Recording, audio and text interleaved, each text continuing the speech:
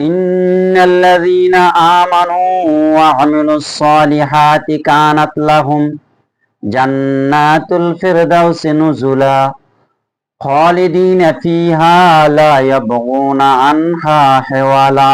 আলায়া। আল্লাহ রাব্বুল আলামিন এইখানে জান্নাতীদের সম্পর্কে, বেহেশতীদের সম্পর্কে অত্র আয়াতে বর্ণনা করেছেন যে জান্নাতকে জান্নাতের জন্য তা ঢেকে রাখা, আবৃত করে রাখা। আল্লাহ পাক বেহেশত থেকে সমস্ত নিয়ামত দিয়ে ঢেকে রেখেছেন।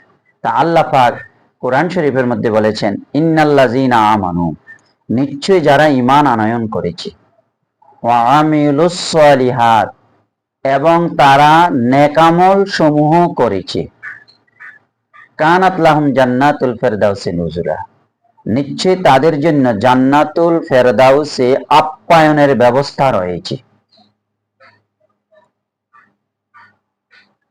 জান্নাতীরা যখন জান্নাতে যাইবেন, যাওয়ার পরে আল্লাহ রাব্বুল আলামিন সর্বপ্রথম বেহেশতীদেরকে মাছের কলিজা অথবা মাছের পেটের নরম জায়গা দিয়ে তাদের আপ্যায়নের ব্যবস্থা করবে। খালিদিনা ফিহা, আর ওই জান্নাতের মধ্যে তারা চিরদিন অবস্থান করবে।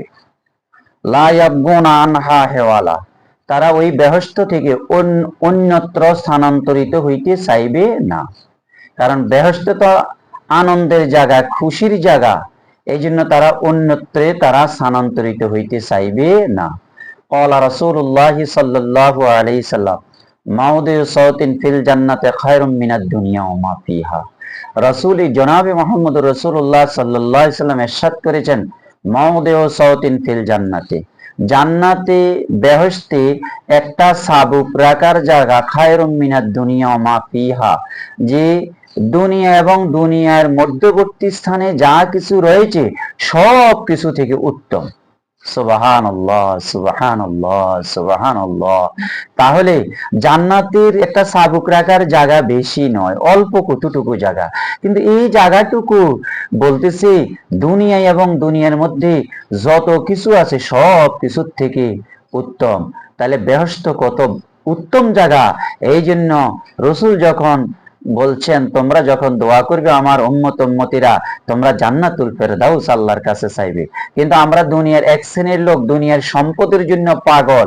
কি পরিমাণ অঢেল সম্পদ তার আছে, জমিন আছে, এরপরেও সেই সম্পদের পাগল।